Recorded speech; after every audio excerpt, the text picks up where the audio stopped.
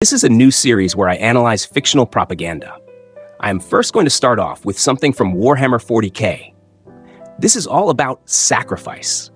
The most obvious example is the phrase "death before dishonor," which quite literally means never surrender.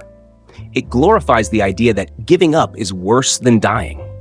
Front and center, we have Acadian guardsmen, a perfect representation of this ideal. If you're unfamiliar with Warhammer 40k lore, Cadia was a fortress world that quite literally got 9/11'd before the defenders finally fell. Even then, they never officially surrendered. They fought until the very end, an example of dying before dishonor. In the background, we see what appears to be a Thunder Warrior, the precursors to the Space Marines. Historically, the Emperor had them exterminated once they had outlived their usefulness, but the average citizen of the Imperium wouldn't know that. Instead, they'd believe that the Thunder Warriors died gloriously in the Unification Wars, sacrificing themselves for the Emperor and the Imperium, again, reinforcing the idea that true warriors fight to the last breath.